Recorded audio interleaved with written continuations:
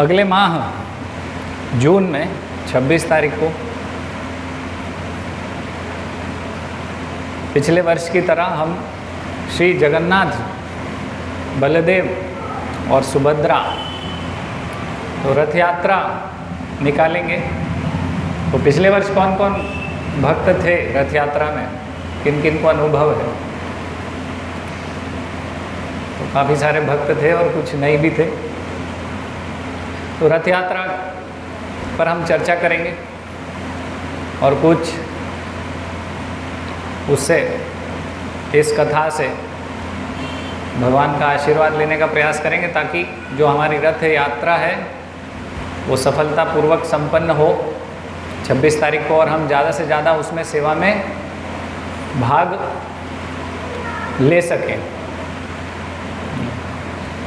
तो बाहर होर्डिंग लगा है अभी कि आज आंधी तूफान में उड़ गया? सुबह तो लगा था, तो हमने प्रचार शुरू कर दिया है। हाँ, हटा दिया है। अच्छा, तो उसको वापस पुनर्स्थापित करेंगे। तो उसमें बहुत सारी डिटेल्स दी हुई हैं। कुछ भक्त जो सेवा करना चाहते हैं रथ यात्रा में, कुछ भी मनसा कर्मणा वाचा प्राणे अर्थे धिया वाचा, तो वो संपर्क कर सकते हैं। हमारे पास पैम्फलेट भी उपलब्ध है। जो लोग प्रचार करना चाहते हैं उसके लिए, रथ यात्रा में अन्य लोगों को आमंत्रित करना चाहते हैं तो कुछ पैम्फलेट लेकर जा सकते हैं। प्रचार भी सेवा है भगवान की, उसको भी स्वीकार कर सकते हैं। अन्यों को भी बताएं कि रथ यात्रा है और भगवान का रथ खींचने का बहुत महत्व है। और रथ खींचने का नहीं, बल्कि भगवान को रथ पे बैठे हुए देखने से, तो पुराणों में ऐसा वर्णन है, रथम तु वामन दृष्टवा पुनर्जन्म न विद्यते। तो भगवान को अगर हम रथ पर देखते हैं तो हमारे सारे पाप नष्ट हो जाते हैं और पुनर्जन्म नहीं होता हमारा। तो इतना महत्व है रथ पे भगवान को दर्शन करने का। रस्सी खींची भगवान के रथ की, है ना। तो रथ यात्रा क्या है? जो जगन्नाथपुरी मंदिर है और उसको बोलते हैं नीलाचल। तो नीलाचल से गुंडीचा मंदिर जाते हैं भगवान, तो द्वारिका से वृंदावन ले जाते हैं भगवान का रथ खींच के भगवान के भक्त, है ना। प्रेम से वृंदावन ले जा रहे हैं भक्त भगवान को कि वृंदावन चलिए आप, है ना। तो वो भाव है प्रेम का। तो जो रस्सी है, तो आप देखो भगवान कौन है? जैसा श्रीमद् भागवतम में बताया, भगवान है स्वराट। तो स्वराट का अर्थ होता है पूर्ण रूप से स्वतंत्र। तो भगवान कैसा है? स्वतंत्र है, इंडिपेंडेंट। भगवान को बांधना असंभव है, भगवान स्वतंत्र है। लेकिन रथ यात्रा का दिन ऐसे दिन होता है जहाँ भगवान अपना जो बागडोर है भक्त के हाथ में दे देते हैं। तो भगवान हमारे हाथ में आ जाते हैं। भगवान की जो बागडोर है, वैसे तो भक्त की बागडोर भगवान के पास में होती है, लेकिन उस समय क्या हो जाता है? भगवान की जो बागडोर है वो किसके हाथ में आ जाती है? भक्त के हाथ। तो ऐसा सुनहरा अवसर है भगवान से संबंध को पुनर्स्थापित करने का, भगवान से अपने प्रेम को पुनर्जागृत करने का। तो विशेष लाभ हम प्राप्त कर सकते हैं, आध्यात्मिक लाभ, आध्यात्मिक प्रगति इस विशेष दिन पर। तो सोमवार का दिन है, वर्किंग डे है, तो पहले से ही लीव्स अप्लाई कर दीजिए, तैयारी कर लीजिए। जैसे हम वेकेशन पे जाते हैं तो महीने 2 महीने पहले सब तैयारी करके रखते हैं, छुट्टी अप्लाई करके रखते हैं, क्या क्या लगेगा, क्या करना होगा, सबके लिए तैयार होते हैं। नहीं, तो तैयारी कर लीजिए। बहुत अच्छा अवसर है भगवान की सेवा का। और बहुत भगवान की सेवा जब हम करते हैं ऐसे विशेष फेस्टिवल्स पे, तो बहुत कृपा मिलती है भगवान की और आनंद भी होता है। बहुत आनंद होगा। पिछले वर्ष भी हमने अनुभव किया। हम सड़क पे भगवान को लेके जाएंगे अन्यों को भी इसका लाभ प्रदान करेंगे, है ना। जो जीव भगवान से विमुख हैं, जो समझ नहीं रहे हैं, उनको भी ये दर्शन होंगे तो उनको भी कितना लाभ पहुंचा सकते हैं, और वास्तव में उससे रिटर्न में हमें ही लाभ होने वाला है ना। अगर हम ऐसी सब सेवाएं करते हैं, उसमें हमारी भागीदारी होती, पार्टिसिपेशन होता है, तो उससे वास्तव में हमारा ही लाभ होता है। प्रचार करने से हमारा लाभ होता है, भगवान की कृपा मिलेगी। तो 26 जून सभी सारे कार्य छोड़ दीजिए, भगवान की सेवा में लगना है, ये निश्चय कर लीजिए। भगवान सब व्यवस्था करेंगे फिर आपकी सेवा स्वीकार करने के लिए। तो रथ यात्रा, तो विश्व की सबसे पहली रथ यात्रा कब हुई, कोई बता सकते हैं? है? नहीं, ये देखो सही आंसर मिला हमें, कुरुक्षेत्र में हुई। तो कुरुक्षेत्र में कैसे हुई रथ यात्रा पहली? तो उसके पीछे की कथा क्या है? तो हमें जाना पड़ेगा वृंदावन 5000 साल पहले। तो सही में ऐसे नहीं जा सकते, मानसिक रूप से जा सकते हैं। मानसिक दर्शन का, मानसिक परिक्रमा का भी अपना एक लाभ है, मालूम। जो लोग नहीं जा पाते वो मानसिक परिक्रमा भी करते हैं। भगवान की मानसिक पूजा, परिक्रमा, दर्शन, सेवा, उसका भी लाभ है अपने स्तर पे। तो अभी हम वृंदावन चलते हैं 5000 वर्ष पहले, क्या क्या हो रहा है, क्या चल रहा है वृंदावन में, है ना, क्या लीलाएं चल रही हैं, भगवान और भगवान के भक्त क्या कर रहे हैं। तो केशी घाट पर, अभी केशी घाट है, पहले वो जो स्थल था वहाँ पर भगवान ने केशी असुर का वध किया था। तो वहाँ पर केशी घाट पर भगवान केशी का वध कर रहे हैं, वध हो गया, फिर बाद में वहाँ पर नारद मुनि आए। तो नारद मुनि आते हैं और भगवान को बताते हैं, याद दिलाते हैं, भगवान के भक्त हैं। भगवान तो प्रेम में डूब गए थे, वृंदावन के भक्तों ने उनको प्रेम से अभिभूत कर दिया था। तो भगवान उनके प्रेम में इतने घुल मिल गए थे कि कुछ अन्य चीज़ें याद नहीं थी उनको। तो फिर भक्त आते हैं, नारद मुनि रिमाइंडर, है ना, रिमाइंडर डालते हैं, जैसे हम मोबाइल में रिमाइंडर। अरे भगवान आप क्या कर रहे हैं यहाँ पे, यही सब करते रहेंगे क्या, आप चलिए, अभी समय हो गया है, मथुरा चलिए। तो अभी माखन चोरी बहुत हो गई, गोपियों के साथ रास हो गया, ठीक है, गाय चरा रहे हैं, आप सब कर रहे हैं, अभी ये सब छोड़िए, अभी मथुरा चलने का समय आ गया, चलिए। तो बहुत सारा काम अभी पेंडिंग है, बहुत सारी फाइल्स अभी निपटानी है, चलिए। तो भगवान बोलते हैं अच्छा ठीक है, आपने याद दिलाया, धन्यवाद, आप चलिए आगे आगे, मैं आता हूँ पीछे पीछे। फिर जैसे ही नारद मुनि वहाँ से गए, पीछे से भगवान के जो मित्र हैं, श्रीदामा, सुदामा, मधुमंगल, कान्हा, कृष्णा, कृष्णा, हाँ हाँ हाँ आता हूँ आता हूँ। और पीठ जैसे ही पलटी वैसे ही फिर से सब भूल गए, वही अपना माखन चोरी और सब शुरू हो गई लीलाएं। फिर काफ़ी दिन बीत जाते हैं तो फिर अक्रूर जी आते हैं उनको याद दिलाने। अक्रूर जी भी बोलते हैं, फिर बोलते हैं कि आप क्या कर रहे हैं, तो आप चलिए, मथुरा चलने का समय हुआ है भाई आपका भी। तो कठोरता से बोलते हैं, अब बस कीजिए इसको आप, है ना, आपके वहाँ माता पिता जो हैं, वसुदेव हैं और देवकी हैं, वो दुखी हैं, उनके 6 बच्चों की मृत्यु हो गई, कारागार में हैं, कष्ट भोग रहे हैं, आप यहाँ अपनी लीलाओं में लगे हुए हैं, ये सब आप चलिए, कंस का वध कीजिए, चलिए।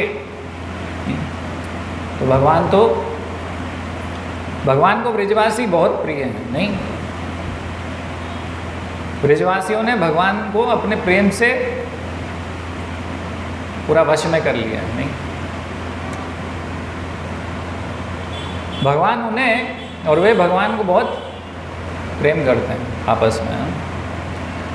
वो भगवान को अपना पुत्र मानते हैं, मित्र मानते हैं, प्रेमी मानते हैं। तो उस प्रकार से आदान प्रदान करें तो भगवान भूल जाते हैं उसमें सब कुछ। तो फिर से अक्रूर याद दिला रहे हैं।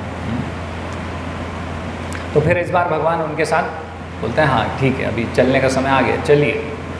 तो अक्रूर जी के साथ रथ पर बैठते हैं मथुरा के लिए निकलने के लिए, है ना।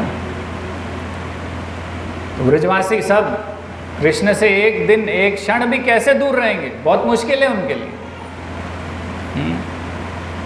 एक क्षण भी उनके लिए बहुत मुश्किल है भगवान से दूर रहना। और भगवान मथुरा जा रहे हैं, कब आएंगे पता नहीं। तो सारे ब्रजवासी रथ के इर्द गिर्द वहाँ आसपास पहुँच गए भगवान को रोकने के लिए, मनाने के लिए। सब बहुत व्याकुल हैं, बहुत परेशान हैं, सब रो रहे हैं। तो यशोदा मैया रो रही हैं वहीं पे। तो कृष्ण उनको समझा रहे हैं, अरे अभी 2 दिन में ही तो आ जाऊंगा मैं, क्यों रो रहे हो इतना। फिर बोल रहे हैं ऐसे कि मथुरा कितना दूर है, पास में ही तो है। अरे जोर से आवाज़ लगाओगे तो तुरंत सुन के वापस आ जाऊंगा मैं, इतना तो दूर है मथुरा। कहाँ से दूर है, 2 दिन में अभी वापस आ रहा हूँ, चिंता क्यों कर रहे हो आप। तो ऐसे सबसे वादे कर रहे हैं, है ना। सबसे वादे कर रहे हैं, अभी आ जाऊंगा मैं, प्रॉमिस, कल परसों में वापस अभी लौट के आने वाला हूँ। तो भीड़ में से एक गोप बालक निकल के आता, भाई कृष्ण मैंने आपके लिए खीर बनाई है। वो घर से निकला था, घर में खीर बनी थी, तो उसको कृष्ण की याद आई। भक्त कैसे हैं, भगवान की याद करते हैं हमेशा, नहीं। और अभक्त कैसे होते हैं, खीर दिखी तो लाओ, आने दो। तो उनको भगवान की याद आई, वो निकल पड़े और देखा अरे तो रथ में बैठ रहे हैं, मथुरा जा रहे हैं किसी के साथ। बोले खीर खा लीजिए। कृष्ण कहाँ जा रहे हो, अरे अब लाए हो खीर, अभी तो जाने का समय आ गया, अभी नहीं खाऊंगा मैं, तुम खा लो। और नहीं, तुम्हारे बिना नहीं खाऊंगा मैं।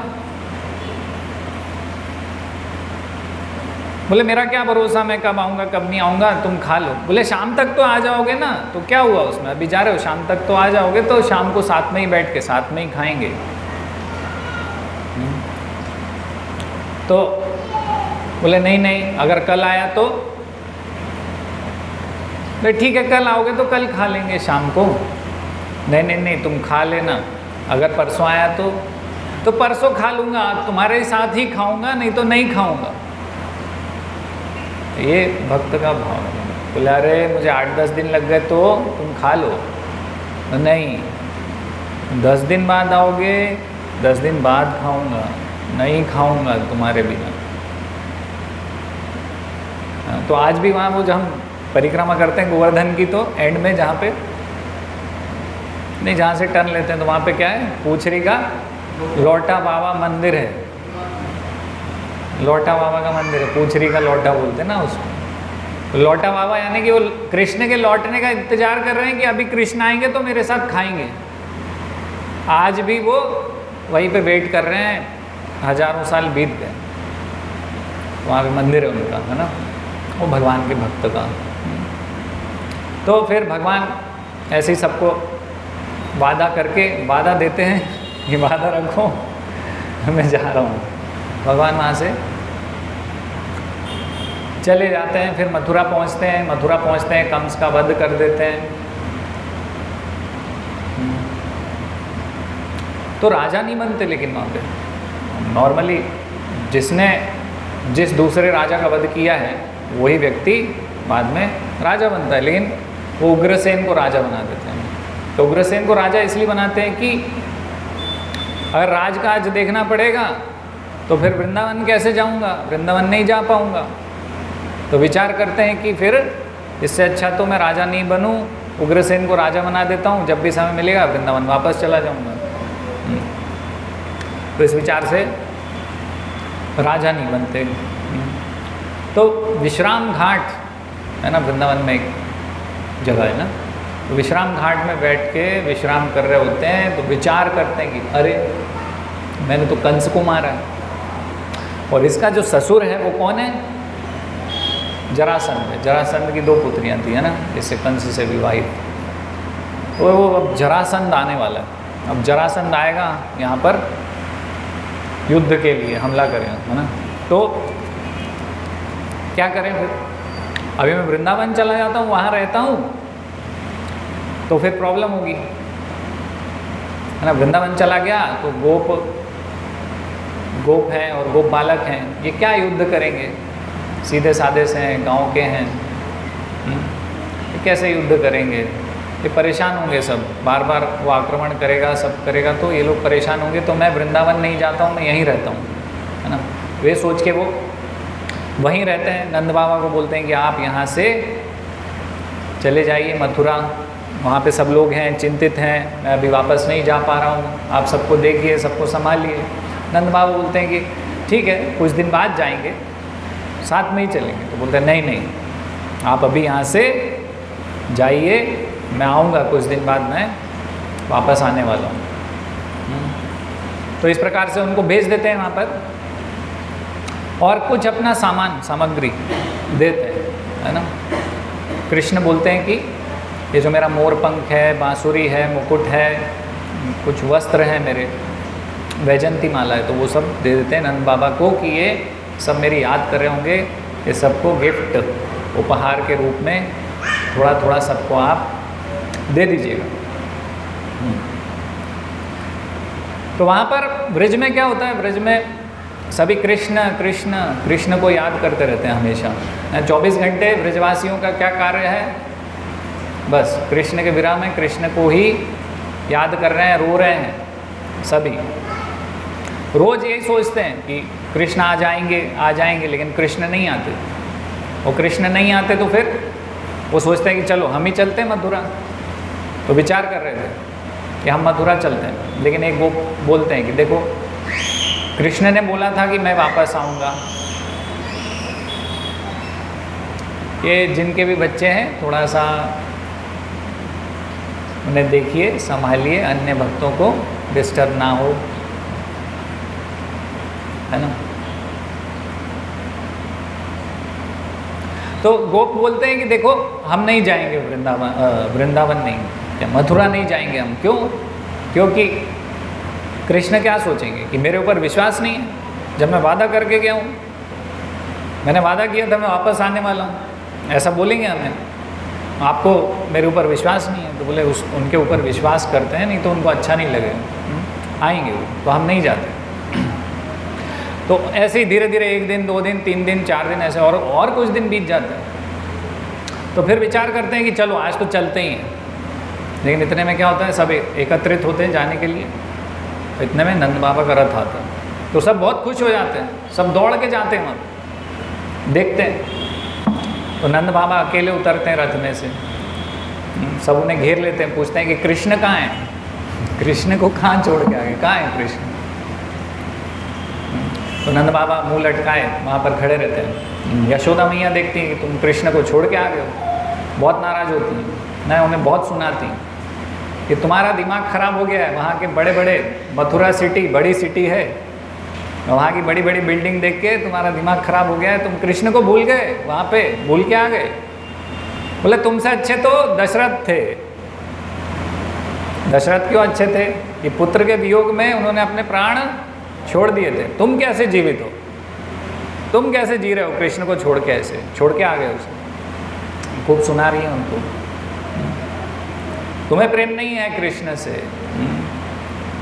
तुम्हें कोई लगाव नहीं है कृष्ण से। तो नंद बाबा बोलते हैं फिर कि भाई देखो, दशरथ महाराज तो सही में ही अच्छे थे, एक बार में प्राण तो छोड़ दिए, मैं तो हर क्षण अपना मर ही रहा हूँ, मेरी ये हालत है, हर क्षण मैं कृष्ण के विरह में मर ही रहा हूँ। लेकिन मैं अपने आप को शरीर से जोड़े कैसे रखा हूँ कि जब अगर कृष्ण वृंदावन आ गए और उन्होंने देखा कि मेरे नंद बाबा नहीं हैं, तो उन्हें बहुत खराब लगेगा, बुरा लगेगा, है ना, डिप्रेस हो जाएंगे। तो इसीलिए मैं मर नहीं रहा हूँ, प्राण नहीं छोड़ रहा हूँ, नहीं तो हर क्षण वैसे मैं मर ही रहा हूँ, ऐसा बोलते हैं।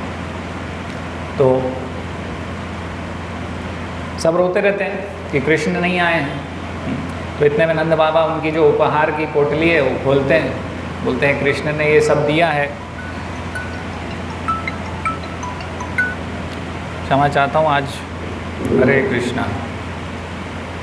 मेरा ही फ़ोन बज गया, आज मैं साइलेंट करना भूल गया। सभी अपना फ़ोन एक एक बार चेक कर लीजिए, साइलेंट कर लीजिए, नहीं तो स्विच ऑफ कर दीजिए। तो सब नाराज़ होते हैं कि कृष्ण को नहीं लाए आप, तो ये वस्त्र लाए हो कृष्ण के, ये सब लाए हो सामान, हमें तो ये चीज़ जो धारण करता था वो चाहिए, कृष्ण चाहिए, ये सब हमें नहीं चाहिए। तो सब वहाँ से दुखी होके चले जाते हैं, कोई कुछ नहीं लेता। तो फिर सभी वहाँ पर खाना पीना छोड़ देते हैं, दुखी रहते हैं, रोते रहते हैं हमेशा। थोड़े दिन बाद सबको लगता है कि अरे अभी कृष्ण तो नहीं है, कृष्ण का कुछ जो सामग्री है उसमें से कुछ कृष्ण की याद में ले लेते हैं। तो सब पहुँचते हैं नंद बाबा के पास वापस, फिर उनसे क्षमा मांगते हैं, फिर बोलते हैं कि लाइए हो, कहाँ है उपहार। तो एक एक चीज़ सब ले लेते हैं, कोई कृष्ण की बांसुरी लेता है, कोई कृष्ण के पीले वस्त्र ले लेता है, कोई कुछ ऐसे मोर पंख ले लेता है। और सब फिर चर्चा कर रहे होते हैं कृष्ण की कि उस दिन कृष्ण ने ये पहना था, उस दिन इससे संबंधित ये लीला हुई थी, ऐसा हुआ था, कृष्ण ऐसा किया, कृष्ण ने ऐसा बोला, सब उसमें चर्चा में लग जाते हैं। तो कृष्ण के वस्त्र ऐसे हैं, कृष्ण ऐसे दिखते हैं, नहीं जैसे कि वो एक श्रीमद् भागवतम में बहुत ही एक अच्छा सुंदर श्लोक है जिसमें कि भगवान श्री कृष्ण के विषय में वर्णन है ना, बरहा पीड़म नटवर वपु कर्णयो कर्णिकारम बिभ्रदवास कनक कपिशम वैजंतीम चमालम रंध्रान वेणुर्धरसुधया पूरयन् गोपवृंदै वृंदारण्यम स्वपदरमणम प्राविशद गोप कीर्ति। तो उसमें बता रहे हैं कृष्ण कैसे दिखते हैं। तो उसमें बता रहे हैं बरहा पीड़म नटवर वपु। बरहा पीड़म भगवान कैसे हैं? मोर पंख धारण किए हुए हैं। नटवर है ना, नाचने जो नृत्य करने में सर्वश्रेष्ठ वर है ना, तो नृत्य करने में सर्वश्रेष्ठ है। कर्णयो कर्णिकारम, तो कर्णिका नीला फूल अपने कान में जिन्होंने लगा के रखा है। बिभ्रदवासा कनक कपिशम, तो पीत वस्त्र सोने जैसे पीले चमकीले वस्त्र धारण करने वाले हैं। वैजंतीम चमाला, वैजंती की माला धारण करते हैं। रंध्रान वेणुर्धर सुधया, तो क्या कर रहे हैं, बांसुरी का जो उसमें छेद होते हैं तो उसमें क्या कर रहे हैं, अमृत अपने होठों से अमृत भर रहे हैं उसमें। जब उनकी बांसुरी बजती थी भगवान की तो अमृत जैसी मधुर लगती थी। हाँ, पूर्यन गोप वृंदई, हाँ तो सब गोप वृंद क्या कर रहे हैं, भगवान की लीलाओं का गुणगान कर रहे हैं। वृंदारण्यम स्वपद रमणम प्राविशद, गीत की। तो वृंदावन के जो वन हैं उसमें भगवान अपने चरण चिन्ह छोड़ रहे हैं, है ना। तो ये भगवान का इस प्रकार से वर्णन है। तो सब याद कर रहे हैं भगवान को, अलग अलग वस्तु देखकर सब रो रहे हैं, उनकी याद आ रही है, उनकी लीलाओं की याद आ रही है। ऐसा करते थे कृष्ण, ऐसा बोलते थे, सब नकल कर रहे हैं उनकी, ऐसा चलते हैं, ऐसा करते हैं, हाँ सब। और फिर सब दुखी हैं बहुत। तो नंद बाबा ने क्या करा है, अपनी पादुकाएं पहनना छोड़ दी। क्यों, है ना, जैसे हम ये देख रहे हैं ना ये लीला, तो कृष्ण क्या करते थे, पादुका सर पे रख के ला के दे रहे हैं। तो पादुका से संबंधित ये लीला हमेशा नंद बाबा को याद आ जाती थी। तो उन्होंने कहा ये पादुका ही नहीं पहननी मुझे अब से कृष्ण की याद दिलाती है, इसलिए नहीं पहनूंगा। गाय भी रो रही है, गाय ने भी खाना छोड़ दिया है, यमुना जी ने अपना प्रवाह छोड़ दिया है। तो हर जगह अलग अलग जगह जाकर सब जहाँ कृष्ण की लीलाओं के चिन्ह हैं, जैसे हम बोल रहे हैं चरण चिन्ह है, तो वहाँ जा जाके सब कृष्ण को ऐसे याद कर रहे हैं और रोए जा रहे हैं। बस सबका दिन भर रात भर क्या काम है, बस कृष्ण की याद में रोना, खाना पीना सोना सब कुछ छूट गया है, सबको कृष्ण की याद आ रही हो। और कृष्ण मथुरा में है लेकिन वहाँ भी कृष्ण भी रो रहे हैं। है ना। सब यही सोचते हैं कि भक्त लोग ही परेशान हैं बस विरह में, लेकिन भगवान भी अपने भक्तों से दूर रहते हैं तो बहुत परेशान हो जाते हैं। तो कृष्ण भी रो रहे हैं वहाँ पर मथुरा में। अब देवकी वसुदेव उनको बोल रहे हैं कि देखो तुम्हें राजा बनना है आगे चल के, अभी तुम्हारा गुरुकुल में शिक्षा नहीं हुआ तो तुम जाओ और सांदीपनि मुनि के आश्रम में जाओ और वहाँ पर गुरुकुल में रहकर शिक्षाएं लो। तो वहाँ भेज देते हैं उनको। तो वृंदावन में तो सबका यही कार्य है, आज भी कृष्ण नहीं आया, आज भी कृष्ण नहीं आया, यही चर्चा चल रही है, चलो आज मथुरा चलते हैं। फिर पता चला किसी ने बताया कि वो तो वहाँ पे गए हुए हैं उज्जैन अवंती आश्रम में, अभी मिलेंगे नहीं, मथुरा जाके क्या फ़ायदा। बोले ठीक है थोड़े दिन बाद जाएंगे। तो जैसे तैसे भगवान की चर्चाओं के माध्यम से, भगवान की लीलाओं कथाओं के माध्यम से सब अपने आप को टिकाए हुए हैं, जीवित हैं जैसे तैसे, है ना। तब कथामृतम तप्त जीवनम कवि भिरीडितम कलमशापहम। तो इस प्रकार से ये श्लोक में भी वर्णित है ना। तो भगवान की कथाओं को श्रवण करते करते जैसे तैसे बने हुए हैं, शरीर नहीं त्याग रहे हैं। तो सब लोग सोच रहे हैं इस प्रकार से कि हमारे जीवन का क्या अर्थ है। अब कृष्ण तो चले गए, गोपियाँ सोच रही हैं कि हम तो यमुना में जाते हैं और अपना शरीर त्याग कर देते हैं, डूब जाते हैं उसमें, मर जाते हैं। लेकिन फिर सोचते हैं कि नहीं, ये तो करना ठीक नहीं है। क्यों ठीक नहीं है? क्योंकि अगर कृष्ण वृंदावन आ गए तो फिर उनको अच्छा नहीं लगेगा। वो देखेंगे कि गोपियों ने प्राण त्याग कर दिए मेरी वजह से, तो उनको अच्छा नहीं लगेगा, वो दुखी हो जाएंगे। तो उनको दुखी नहीं करना है, कृष्ण को इसलिए प्राण नहीं छोड़ रहे हैं। और प्राण होने पर भी निर्जीव जैसे ही हैं, कृष्ण के बिना उनका कोई जीवन नहीं है। तो कृष्ण फिर सांदीपनि मुनि के आश्रम से वापस आ जाते हैं एक बार। फिर वो छत पे रहते हैं अपने महल की, और वहाँ से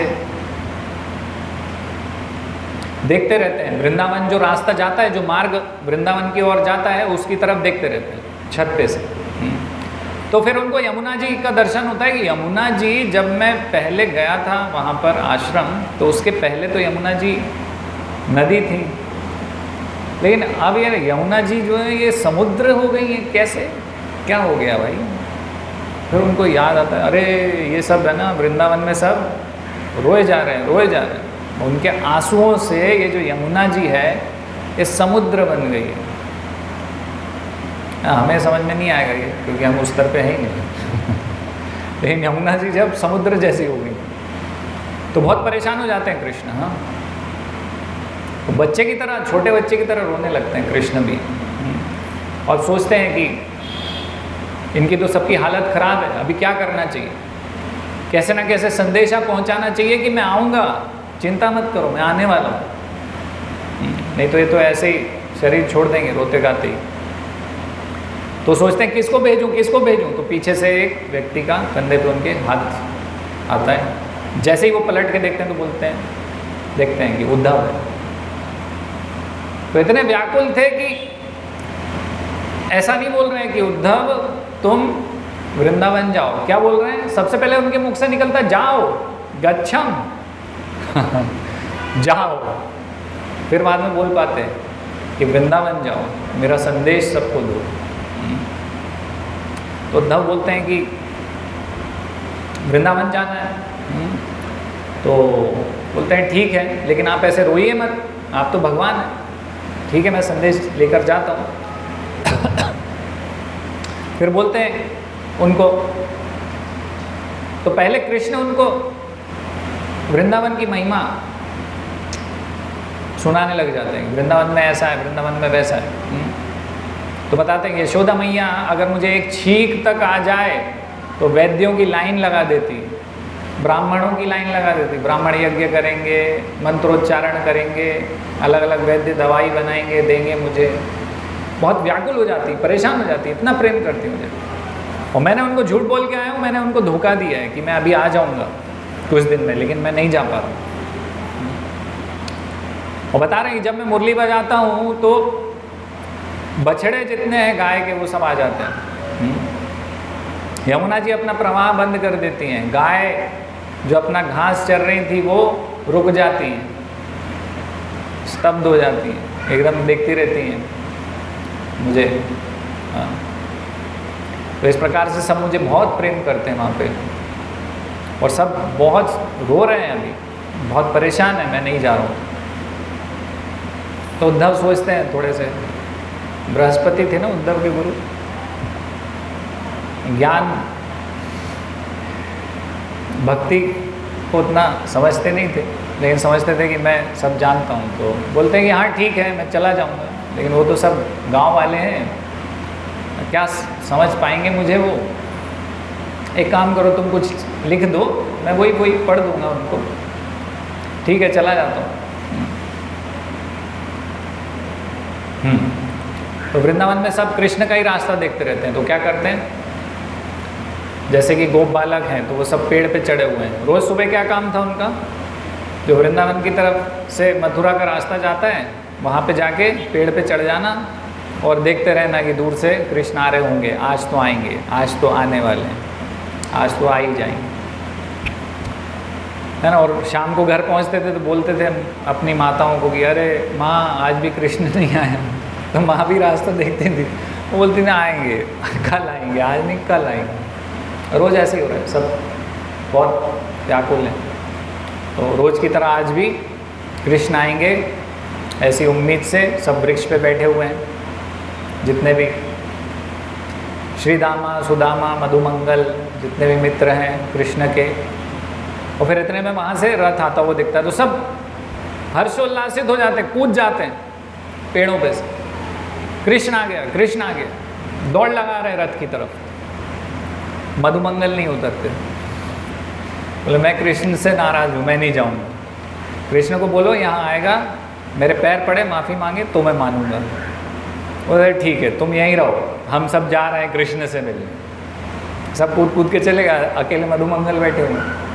तो मधुमंगल सोचते हैं अरे यार मैं रह गया, तो वो भी कूदते हैं चले जाते हैं। सब बोलते हैं अरे तुम तो नहीं आने वाले थे, क्यों आ गए।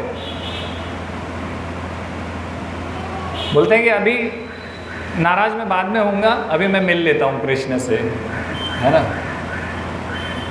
तो फिर सब पहुँचते हैं, फिर उद्धव उतरते हैं रथ से, तो सब देखते हैं अरे ये तो कोई और है, दिखने में तो ये कृष्ण जैसा ही है, वस्त्र भी कृष्ण जैसे ही पहने हुए हैं, लेकिन कृष्ण नहीं है। तो पूछते हैं भाई तुम कौन हो, क्या नाम है तुम्हारा। बोलते उद्धव हूँ मैं कृष्ण का संदेश लेकर आया हूँ। अच्छा तो कृष्णा भी बड़ा आदमी हो गया है, नहीं राजा राजकुमार हो गया, वो खुद नहीं आया और तुम्हें भेजा, दूत हो तुम। हाँ अरे ठीक है अब तुम आए हो, उसके दूत हो, आओ भाई। बोले मुझे ये बताओ कि यशोदा मैया और नंद बाबा कहाँ रहते हैं, उनका घर कहाँ है। तो ये जो नदी बह के आ रही है ना, तो तुम एक काम करो इससे ही चले जाओ तो उनके घर पहुँच जाओगे। और ये नदी नहीं है वैसे, ये क्या है, नंद बाबा और यशोदा मैया के आंसू हैं, ये उससे बना हुआ है ये।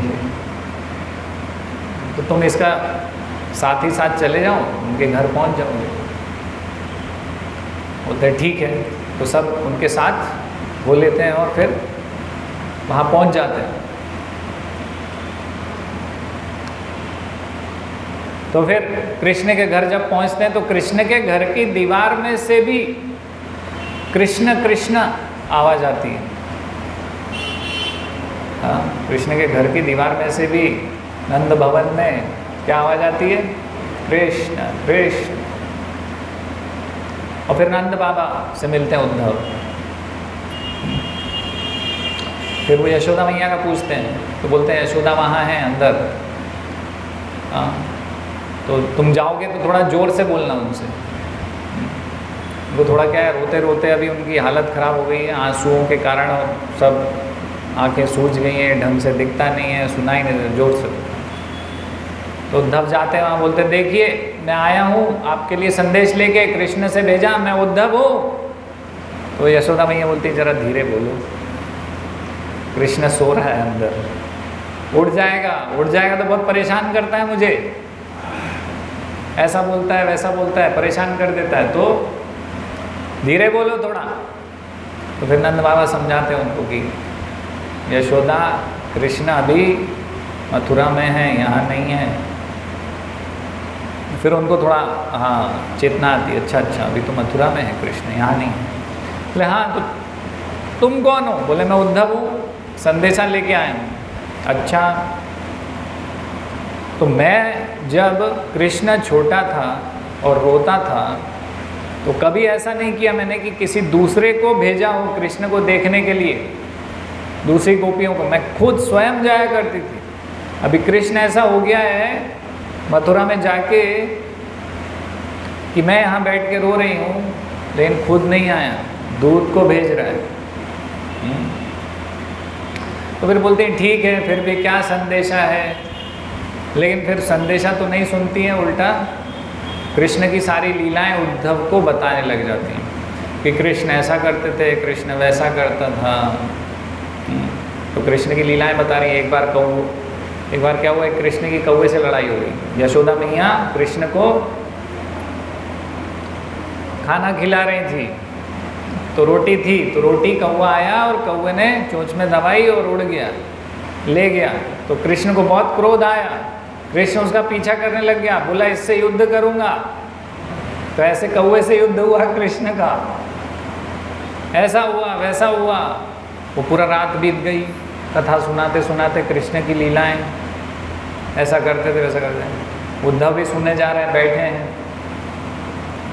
ना हमको भूख लग रही ना प्यास लग रही है। अगला दिन हो गया, अगला दिन भी खत्म हो गया, रात हुई, रात भी चली गई, फिर नेक्स्ट डे हो गया, अगला दिन हो गया, ऐसे 2-3 दिन निकल गए। तो नंद बाबा ने बोला अरे इनको थोड़ा सा कुछ भोजन तो पूछो इनको। तो उद्धव भी सुने जा रहे हैं, उद्धव भी रोए जा रहे हैं। उद्धव देख रहे हैं कि मैं कितना अहंकार लेकर आया था यहाँ पर, मुझे अभिमान था कि मैं ज़्यादा ज्ञान है मुझे, मैं जानता हूँ, लेकिन इन्हें देख रहा हूँ मैं यहाँ पर, इनकी भक्ति, इनका प्रेम कृष्ण से कितना श्रेष्ठ है, किस उच्च स्तर का है। कृष्ण को एक क्षण भी नहीं भूलते, केवल कृष्ण कृष्ण कृष्ण कृष्ण ऐसा करते थे, कृष्ण ऐसा खाते थे, ऐसा बोलते थे, ऐसा चलते थे, बस यही सब चर्चाएं हैं इनके लिए, और कुछ है ही नहीं कृष्ण के अलावा। और 24 घंटे कृष्ण के लिए, खाना पीना सोना सब भूल गए, कृष्ण कृष्ण बस यही। बार बार प्रणाम कर रहे हैं यशोदा मैया को, हाँ, कि इनका जो भक्ति का स्तर है वो बहुत ऊंचा है, मेरा अभिमान टूट गया है, मेरा कोई स्तर नहीं। तो नंद बाबा बोलते हैं कि तुम्हें अगर भक्ति का स्तर ही देखना है तो चलो मेरे साथ, मैं दिखाता हूँ तुम्हें। तो ले जाते हैं उनको, तो वहाँ जो उनकी गाय थी उनके पास ले जाते हैं। तो बताते हैं एक एक गाय और सबके विषय में, पशु पक्षी के विषय में, कि ये जब से कृष्ण गया है इसने खाया नहीं, इसने पानी भी नहीं पिया।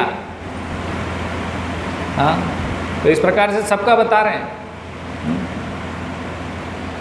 दिखा रहे हैं सारे पशु पक्षियों को, सारे जानवरों को, कि ये इस प्रकार से इतना प्रगाढ़ प्रेम है कृष्ण से इन सबका। फिर गोपियों के विषय में भी बताते हैं, है ना। तो उद्धव देखते हैं कि गोपियाँ एक जगह एकत्रित हुई हैं, राधा रानी बीच में बैठी हैं, सब घेर के अन्य गोपियाँ बैठी हुई हैं राधा रानी को, और सब रो रही हैं और कृष्ण को याद कर रही हैं, है ना। और क्या बोलते हैं हम, बावरे हो गए वो क्या, वो हालत है उनकी सबकी। नहीं, वो भ्रमर गीत है ना जिसमें भंवरे से गोपियाँ बात कर रही हैं, तो गोपियाँ भंवरे से बात कर रही हैं। अभी कृष्ण का विरह ऐसा हो गया। तो भंवरे से एक गोपी कहती है कि हमारे पास मत आना तुम, तो हमारे पास मत आना, क्यों? क्योंकि तुम्हारे ऊपर ये जो लाल कुमकुम लगा है ना, भंवरे के ऊपर कुछ लाल कलर रहता है क्या थोड़ा? तो बोले ये जो लाल कलर है ये वास्तव में कृष्ण की माला से लगा है तुम्हें, तो तुम हमसे दूर रहो, हमें मत लगाना ही। और ये जो कृष्ण की माला है उस पे ये कुमकुम कहाँ से आया था? ये आया था जो उनकी नई नई गोपियाँ बन गई हैं मथुरा की, उनका जब वो स्पर्श कर रहे थे तो उससे उनकी माला पे लगाए। तो हमें ये उनका कुमकुम स्पर्श ना करे, हमसे दूर रहो, हमें मत लगाना। हाँ, तो ये थोड़ा जेलिसी है ना। हालांकि ये सब आध्यात्मिक स्तर पे, ये हमारी समझ के परे, लेकिन इस प्रकार से वो भंवरे से बात कर रही हैं गोपियाँ। तो उद्धव देख रहे हैं और आश्चर्यचकित हो रहे हैं कि ये किस स्तर का भगवत प्रेम है ये। एक गोपी बोल रही है, भंवरा गुनगुन करता है ना, तो बोले तुम कृष्ण का गुणगान मत करो यहाँ आके हमारे सामने। हाँ, हम तुम्हें कुछ नहीं देंगे, तुम कुछ लेने आए हो कृष्ण का गुणगान करके, हम तुम्हें कुछ नहीं देंगे। तुम मथुरा जाओ और वहाँ पे तुम्हें जो मथुरा में मिलेंगे वो लोग देंगे तुम्हें जो भी देना होगा, हम नहीं देंगे। तो यहाँ गुणगान मत करो। एक गोपी कहती है भंवरे से कि तुम सावधान हो जाओ, तुम्हारी अभी नई नई मित्रता दोस्ती हुई है कृष्ण से, तुम कृष्ण को जानते नहीं हो अभी। वो धोखा देता है। कृष्ण कैसा है? वो धोखा देता है। हाँ। तो उसने क्या करा था पहले उसने क्या करा था, झाड़ के पीछे से एक वानर को मार डाला था। बाली को मारा था ना राम भगवान। तो ऐसे धोखा देता है, धोखे से मारता है। बलि महाराज, बोले बलि महाराज ने सब कुछ दे दिया, फिर भी उनको बांध दिया, है ना। ऐसा है कृष्ण। और एक नारी के पीछे दूसरी नारी की उसने नाक काट दी थी, है ना। एक नारी है ना सीता जी की, उनके पीछे उसने क्या करा था, शूर्पणखा थी ना, उसकी नाक काट दी। बोले ऐसा है वो। तो तुम अभी उसे जानते नहीं हो, उससे दोस्ती मत करो। तो ऐसे भगवान के प्रेम में भंवरे से चर्चा चल रही है। और गोपियाँ क्या कर रही हैं, वृक्ष का आलिंगन कर रही हैं, है ना। वृक्ष से पूछ रही हैं, हवा से बात कर रही हैं, पूछ रही हैं कृष्ण कहाँ है, और सब रो रही हैं ऐसे। तो उद्धव वहाँ भी थोड़ा अपना ज्ञान प्रकट करते हैं और बोलते हैं कि देखो गोपियों, ऐसे नहीं चलेगा। कृष्ण तो भगवान है, केवल तुम्हारे साथ रास करते रहेंगे ऐसे थोड़ी चलेगा। उनको बहुत सारे कार्य होते हैं, बहुत कुछ करना है उनको। तो तुम क्या करो, तुम अपना मन कहीं और लगाओ, केवल कृष्ण कृष्ण मत करते रहो और ऐसे रोते मत रहो। तो अपना मन कहीं और लगाओ, और उसके लिए क्या करो, तुम्हें योग करना चाहिए। तो योग सिखाते हैं, बैठो मैं सिखाता हूँ। ऐसे सीधे बैठो, लंबी गहरी सांस लो, आंखें बंद करके ध्यान लगाओ किसी और चीज़ पर। तो गोपियाँ कर रही हैं प्रयास उद्धव के कहने पे। और फिर थोड़ी देर बाद गोपियाँ बोलती हैं कि हमसे ये सब नहीं हो रहा है। आंखें बंद करने पे भी कृष्ण दिखते हैं, आंखें खोलने पर तो सामने ही दिखते हैं। कृष्ण दूर नहीं हो रहे, तुम्हारा ये योग वोग सब फेल है। हाँ, आंखें खोलने पे भी कृष्ण है सामने और आंखें बंद करने पे भी कृष्ण है। हमारे साथ उल्टा है। हमें ध्यान लगाना पड़ता है कि कभी तो कृष्ण याद आए, हमें कृष्ण की याद ही नहीं आती, बाकी सब चीज़ें ही याद रहती हैं। कभी जब कृष्ण की याद आती है। और यहाँ गोपियाँ परेशान है ना। उनको क्या, उनको इस चीज़ के लिए कुछ करना पड़ रहा है कि भगवान से हमारा ध्यान तो हटे, कभी हमेशा भगवान का ही स्मरण रहता है, भगवान ही दिखते रहते हैं हर जगह। तो काम नहीं आया योग। तो इसी से संबंधित एक लीला है राधा रानी की।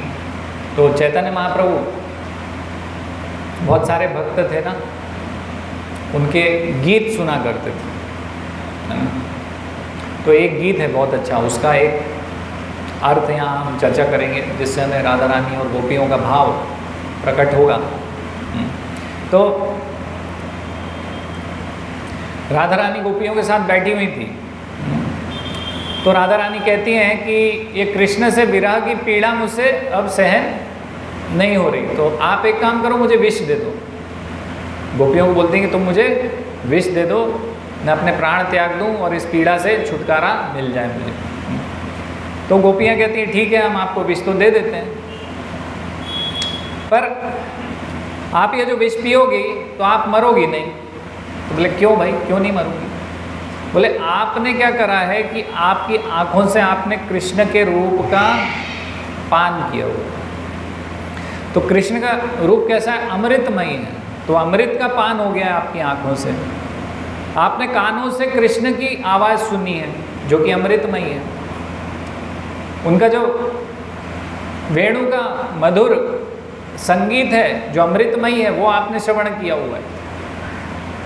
आपने कृष्ण का स्पर्श किया है, तो आपने इतना अमृत का पान कर लिया है कि कोई भी विष आपको असर नहीं करेगा, आप तो मरोगे ही नहीं वैसे ही। तो राधा रानी कहते हैं कि आप एक काम करो, मुझे बहुत हैवी डोज दो, कोई ज़्यादा अच्छा विष हो वो देना, लेकिन क्या है अगर मैं मर जाऊं उसके बाद तो मुझे जलाना मत।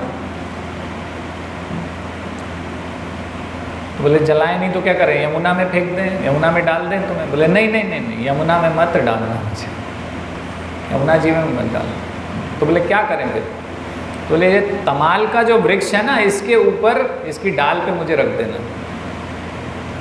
तो तमाल के वृक्ष पे, डाल पे क्यों? ये तमाल का वृक्ष कैसा है? ये भी काला है, और कृष्ण कैसे हैं? वो भी काले। तो कम से कम कृष्ण नहीं तो कृष्ण वर्ण जैसा है उसका तो मुझे संग मिलेगा। अच्छा, तो कृष्ण अगर बोले वृंदावन से वापस आ गए तो फिर? तो बोले इसलिए तो मैं बोल रही हूँ कि मुझे ये झाड़ पर रखना, वृक्ष की डाल पर, तमाल वृक्ष की। मैं जलाने का नहीं बोल रही हूँ, मुझे यमुना जी में डालने का नहीं बोल रही हूँ। इसलिए बोल रही हूँ कि कृष्ण आएंगे तो आप बता सकते हो कि राधा यहाँ है ना, और मेरी आँखों से मैं कृष्ण का दर्शन कर पाऊँगी। फिर वो बोलते हैं लेकिन ये तो जो वृक्ष है इस पे तो बहुत सारे कौवे हैं, ये तो तुम्हें खा जाएंगे। फिर बोले कौवों से ये प्रार्थना करना कि कौवे सब कुछ खा लें, पूरा शरीर खा जाएं, लेकिन मेरी आँखें छोड़ दें ताकि मैं आँखों से कृष्ण का दर्शन कर पाऊँ, कृष्ण को देख पाऊँगी मैं, है ना। तो ये राधा रानी का भाव है कृष्ण के लिए। और जब ये बोलते हैं कि हम प्राण त्याग करना चाहते हैं ब्रजवासी कृष्ण के विरह में, है ना, और फिर बोलते हैं कि नहीं नहीं कृष्ण को अच्छा नहीं लगेगा इसलिए प्राण त्याग नहीं कर रहे, तो वास्तविक स्थिति है। अगर हम बोले ऐसा तो वास्तव में हम बहाना ढूंढ रहे होंगे, कृष्ण को अच्छा नहीं लगेगा इसलिए मैं नहीं मार रहा हूँ, लेकिन वास्तव में हम बहाना मार रहे होंगे। लेकिन वो बहाना नहीं है, उनको पीड़ा इस स्तर की है कि वो प्राण छोड़ सकते हैं। कृष्ण से विरह की पीड़ा इस स्तर पे है कि वो अपने प्राण छोड़ना उनके लिए ज़्यादा आसान है उस पीड़ा को सहन करने के अपेक्षा। ये स्तर है। तो वृंदा देवी ये सुन रही थी, तो वृंदा देवी से सहन नहीं हुआ। वृंदा देवी बोली कि राधा रानी तुम चिंता मत करो, मैं अभी जाती हूँ और कृष्ण को लेकर आती हूँ। तो लेकिन तुम मुस्कुराओ तो सही। तो मुस्कुराहट कहाँ से आएगी उनके ऊपर? तो फिर वो एक बांस का टुकड़ा लेती हैं और फिर वृंदा देवी उसको कृष्ण जैसे खड़े होकर बजाते थे वैसे खड़ी होती हैं, तो फिर राधा रानी मुस्कुराती हैं। तो फिर वहाँ से वृंदा देवी जाती हैं, मथुरा पहुँचती हैं। तो मथुरा में जो मथुरा की स्त्रियां हैं वो देखती हैं कि कोई वृंदावन से आई है। वो पूछती हैं तुम कौन हो, कहाँ से हो? तो बताती हैं वृंदावन से आई हूँ और कृष्ण से मिलना है। तो बोलते कृष्ण मत बोलो, राजाधिराज कृष्ण। बोले हमारे लिए तो कृष्ण ही है, कहाँ मिलेंगे, रास्ता बताओ। तो बोलते हैं यहाँ से जाओगे वहाँ मिलेंगे। हम तो नहीं मिल सकते ना, हम मिलवा सकते हैं, आप देख लो, जाओ। जाती हैं वहाँ, तो महल के सामने खड़ी होती हैं, सैनिक होते हैं वहाँ पे। सैनिक बोलते हैं कौन हो, कहाँ से आए? तो बोलती है मैं कृष्ण से मिलना चाहता हूँ। तो सैनिक भी बोलते हैं अरे कृष्ण मत बोलो, तुम गांव वालों को बात करने का ढंग नहीं है, राजाधिराज कृष्ण है। अच्छा ठीक है, बोले उनको बुला दो। बोले ऐसे नहीं आते हो किसी के कहने पे भी, जाओ तुम यहाँ से। बोले मुझे एक मंत्र पता है कि कैसे कृष्ण भी यहाँ भागे भागे आएंगे और मेरे पैर में गिर जाएंगे। बोले अरे तुम्हें आता है तो बोल के देख लो। तो वृंदा देवी क्या करती हैं, बाहर से आवाज़ लगाती हैं, राधे राधे, राधा रानी का नाम लेते हैं। तो तुरंत कृष्ण सोचते हैं कि मथुरा में कौन ऐसा है जो राधा रानी का नाम ले रहे हैं। दौड़ते भागते कृष्ण तुरंत वहीं आ जाते हैं जहाँ वृंदा देवी रहती। तो पूछते हैं कि आप कौन हैं? तो घूंघट लिया हुआ होता है उन्होंने, वृंदा देवी घूंघट लेती हैं तो उनको पहचान नहीं पाते। तो बोलते हैं आप कौन हैं, कहाँ से आई हैं, क्या चाहती हैं? तो बताते हैं वृंदावन से आई हूँ, संदेशा लेके आई हूँ। आपका नाम क्या है? तो बोले मेरा नाम तो मैं भूल गई हूँ। तो कृष्ण नाम भूल गई, ये कौन सी बात है? बोले हाँ ऐसे ही होता है, मथुरा आके वृंदावन से आते हैं, मथुरा आके सब भूल जाते हैं लोग। फिर कुछ ऐसे चर्चा होती है तो फिर कृष्ण समझ जाते हैं कि ये, फिर वृंदा देवी अपना घूंघट हटाती हैं तो पहचान जाते हैं कि वृंदा देवी। तो वो बोलती है कि राधा रानी बहुत परेशान है, आप चलो साथ में, है ना। तो आप वृंदावन चलो जल्दी से। हाँ राधा रानी बहुत याद करती हैं आप।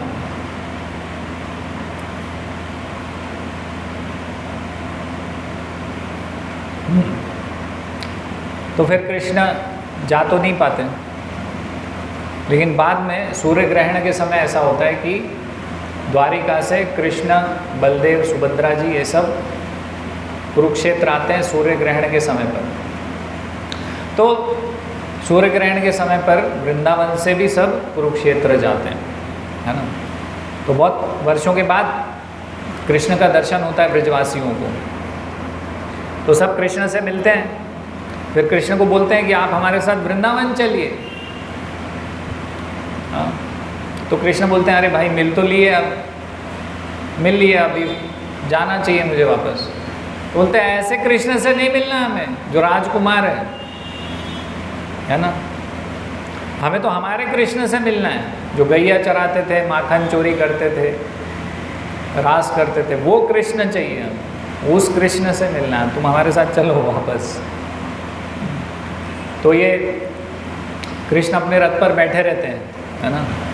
तो रथ पर बैठे रहते हैं तो सारी जो गोपियाँ हैं वो क्या कर रही हैं, अपने अपने वस्त्र जो हैं, वस्त्र लेकर अपने बालों को जो रस्सी से बांधते थे वो रस्सी लेके सब जोड़ के कृष्ण के रथ को बांध देती हैं, फिर खींचती हैं कि आप वृंदावन चलो। तो वास्तव में ये वो भाव है रथ यात्रा का। तो पहली रथ यात्रा इस प्रकार से हुई थी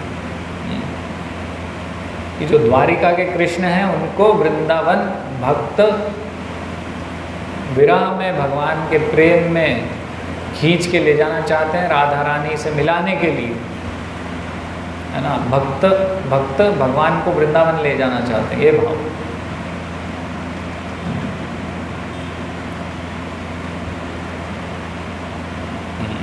तो ये पहली रथ यात्रा थी, ये है भाव रथ यात्रा का, है ना। तो हम भी रथ 26 जून को निकालेंगे, तो आप सभी आइए और प्रेम से भगवान का रथ खींचिए वृंदावन ले जाने के लिए भगवान को। भगवान भी चाहते थे वृंदावन जाएं, ऐसा नहीं, भगवान की भी इच्छा थी लेकिन मजबूरी थी तो नहीं जा पाए। तो हम भी इसमें पार्टिसिपेट कर सकते हैं, है ना, इन भक्तों की तरफ। तो इस्कॉन में कैसे सबसे पहली रथ यात्रा हुई, है ना। तो कहाँ हुई थी सबसे पहले रथ यात्रा इस्कॉन में? प्रभुपाद ने कहाँ करी थी?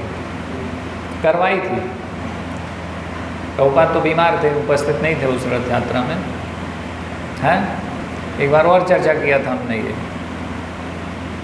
है ना, किसी और लेक्चर में चर्चा किया था। हाँ,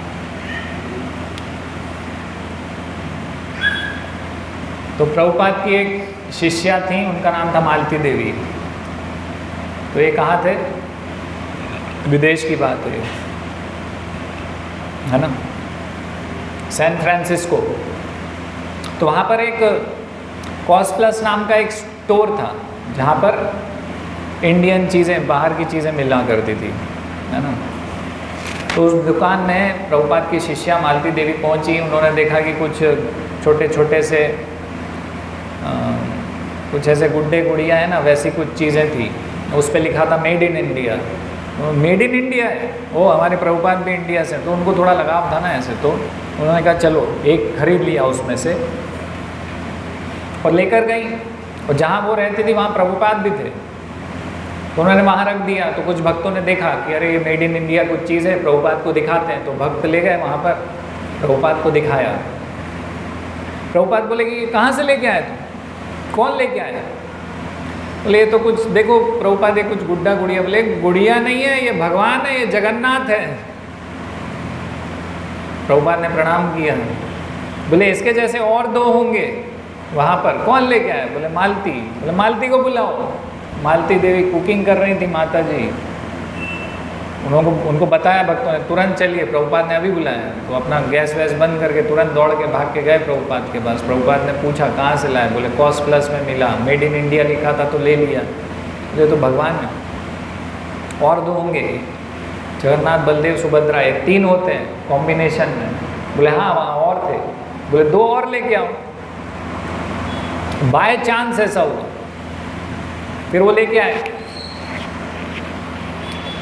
तो छोटे छोटे थे, कुछ 3 इंचियाँ, मतलब छोटे ही थे। तो प्रभुपाद ने फिर, प्रभुपाद के शिष्य थे श्याम सुंदर, तो उनको बोला प्रभुपाद ने, क्या श्याम सुंदर तुम इनको 3 फीट का बना सकते हो बड़ा करके, एज इट इज़, जैसा है वैसे ही? तो श्याम सुंदर बोले हाँ बना सकता हूँ। और राजी हो गए, उन्होंने बना दिया। तो प्रभुपाद ने वो विग्रह जो बने उनको स्थापित कर दिया वहाँ पर, प्राण प्रतिष्ठा कर दी विग्रह की, और उसका नाम दिया न्यू जगन्नाथपुरी सैन फ्रांसिस्को, है ना। वहाँ पे विग्रह स्थापित हो गए। प्रभुपाद ने कैसे अर्चन करना है वो सब सिखाया, ट्रेनिंग दिया भक्तों को। तो उस समय दीपक नहीं था, तो कैंडल से आरती उतारी गई। भक्तों को ये भी नहीं पता था कि आरती ऐसे गोल गोल घुमाते हैं, आरती उतारते हैं भगवान की। तो अर्चन विधि बताई पूरी, प्रभुपाद ने सिखाया उनको, पूरी कथा सुनाई प्रभुपाद ने उनको, है ना। कैसे राजा इंद्रदुम्न, हमने वो नाटक देखा हुआ ना यूट्यूब पे, नील माधव, पूरी स्टोरी सुनाई उसकी, कैसे भगवान पे कृपा करके जगन्नाथ प्रकट हुए थे। तो अगले दिन प्रभुपाद जब उठे, प्रभुपाद ने देखा तो विग्रह गायब थे। बोले अरे कहाँ गए विग्रह, कौन ले गया? तो पूछताछ करी तो बोले हम घुमाने ले गए थे। भक्त लोग बता रहे हैं कि हम जगन्नाथ भगवान को उठा के घुमाने ले गए थे, कहीं ले गए गार्डन में, और वहाँ कीर्तन कर रहे थे उनको लेके। तो प्रभुपाद बोले ऐसे नहीं ले जाते हैं विग्रह उठा के कहीं भी। तो हम घूमने जा रहे थे, हमने उनको भी घुमा दिया। बोले फेस्टिवल होता है प्रॉपर, बोले उसको रथ यात्रा बोलते हैं। तो रथ यात्रा में रथ में भगवान को लेके ऐसे घुमाया जाता है। तो तुम रथ बनाओ भगवान का, भोग प्रसाद बनाओ, सबको वितरित करो, ऐसे फेस्टिवल मनाओ पूरा। प्रभुपाद ने बताया, प्रभुपाद तो बीमार थे, दूसरी जगह थे। फिर प्रभुपाद ने सब बोला कि मैं जैसा जैसा बताऊंगा वैसा वैसा तुम करना। तो फिर प्रभुपाद ने अपने मार्गदर्शन में वो पहली रथ यात्रा 9 जुलाई 1967 1967 जब रथ यात्रा पहली हुई। और फिर हम आज देखते हैं कि होशंगाबाद में भी हो रही है, नर्मदापुरम में, पूरे विश्व में ही हो रही है। जहाँ सोच भी नहीं सकते वहाँ भी रथ यात्रा होती है, आप देखिएगा यूट्यूब पे। तो इस प्रकार से पहली रथ यात्रा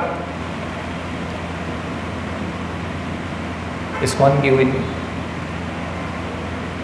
तो आप सभी सादर आमंत्रित हैं। रथ यात्रा में विभिन्न सेवाएं हैं, जिस भी प्रकार से आप सेवा कर सकते हैं वैसे सेवा दे सकते हैं। हम प्रचार अभी करेंगे पूरे इस माह में रथ यात्रा का, उस प्रचार में आप भागीदारी कर सकते हैं, भक्तों के साथ जा सकते हैं। भक्त पैम्फलेट लेकर जाते हैं, लोगों को इनवाइट करते हैं, कुछ डोनेशंस लेते हैं, है ना, जिसकी इच्छा होती है वो देते हैं। ये तो प्रचार तो हम करते ही हैं, सबको बुलाते हैं, इनवाइट करते हैं, डोर टू डोर जाते हैं, शॉप टू शॉप जाते हैं, सबको इनवाइट करते हैं। तो आप भी उसमें पार्टिसिपेट कर सकते हैं। बहुत सारी सेवाएं रहेंगी, बहुत सारी प्रिपरेशन है ना। अभी कुछ दिन पहले हमने जगन्नाथ बलदेव सुभद्रा जी के लिए कुछ ड्रेस का मटेरियल ख़रीदा है, स्टिचिंग सिलने के लिए दिया है कपड़े, उनके लिए ज्वेलरी आएगी, बहुत सारा डेकोरेशन का मटेरियल होगा। आज सभी भक्तों ने गुंडीचा मंदिर मार्जन किया है। आप सोचिए, सुबह 4 बजे से उठे थे भक्त, शाम को 4 बजे घर गए और फिर वापस अभी प्रोग्राम में आ गए। और कुछ भक्त तो ऐसे हैं कि आज उनका संडे भगवान की सेवा में ही गया है, घर ही नहीं पहुँचे। दिन भर से साफ सफाई चल रही है। हाँ, तो बहुत सारी सेवाएं रहती हैं, आप ज़रूर सेवा में भाग लीजिए, अपने आध्यात्मिक लाभ के लिए, अपने मनुष्य जीवन को सफल बनाने के लिए। हरे कृष्णा। किसी का कोई प्रश्न है तो पूछ सकते हैं।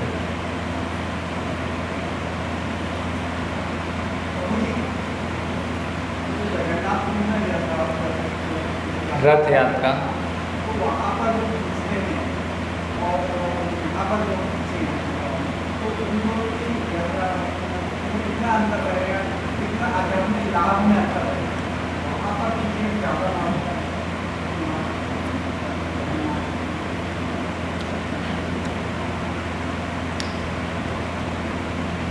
शास्त्र में ऐसा वर्णन है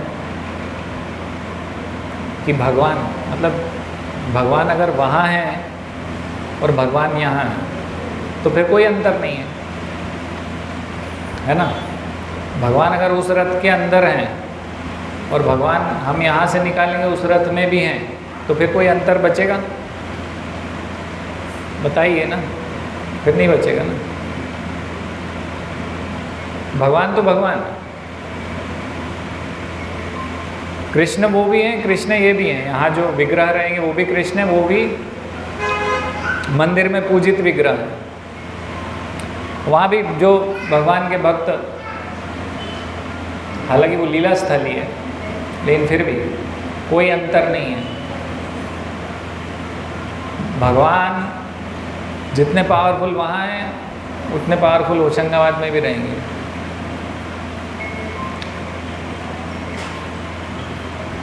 क्या बोलते हैं वो, कौन सा श्लोक है वो?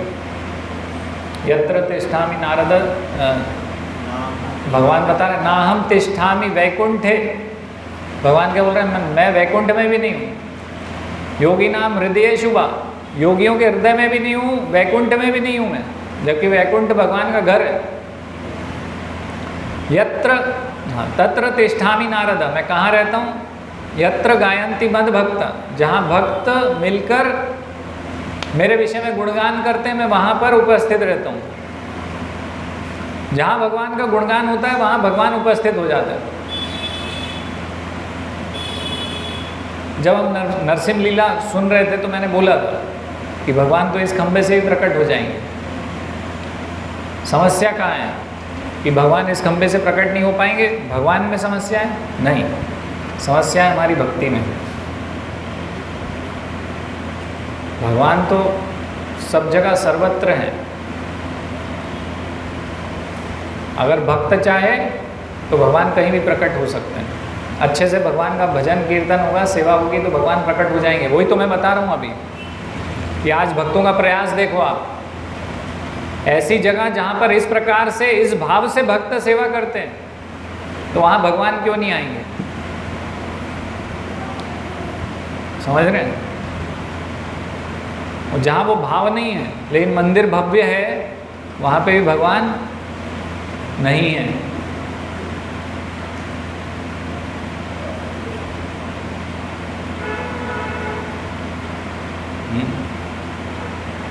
तो इसलिए तो हम ये वृंदावन की लीला चर्चा कर रहे हैं कि भक्तों का क्या भाव होता है, वो हमारा भाव होना चाहिए, वो सीखना है। तो उसमें कोई अंतर नहीं रहेगा, जगन्नाथपुरी में रथ खींचना और यहाँ रथ खींचना, रिजल्ट एक ही रहेगा, भवबंधन से मुक्ति।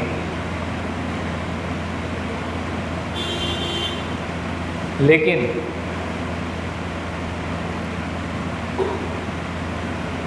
है, उसमें कंडीशन अप्लाई है कि जैसे भगवान बोलते हैं ना, सर्वधर्मान परित्यज्य माम एकम शरणम व्रज अहम त्वां सर्व पापेभ्यो मोक्षयिष्यामि मा शुचा। तो भगवान बोलते हैं मुझे शरणागत हो जाओ और फिर मैं तुम्हारा सारे पाप नष्ट कर दूंगा। पाप नष्ट हो गए तो हम मुक्त हो जाएंगे, शुद्ध हो जाएंगे हम। तो वैसे सरेंडर होना है भगवान को, और सरेंडर हम नहीं हो पाते 100%, प्रॉब्लम वहाँ पर है। भगवान तो उस रथ पे भी हैं, भगवान इस रथ पे भी हैं, लेकिन भक्ति भाव हमारा जगन्नाथपुरी में हो चाहे होशंगाबाद में हो, किस स्तर का है उसके ऊपर सब चीज़ें निर्भर करती हैं। समझ पा रहे हैं आप मेरी बात? तो उस स्तर का भक्ति भाव हम ले आए तो भगवान वहाँ प्रकट हो जाएंगे और हमारा कल्याण कर देंगे। इस कमी को पूरा कर लो।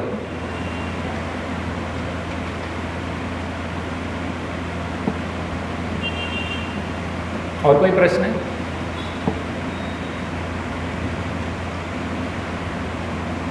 हरे कृष्णा। सभी भक्तों के लिए प्रसाद आता है, प्रसाद यहाँ होगा।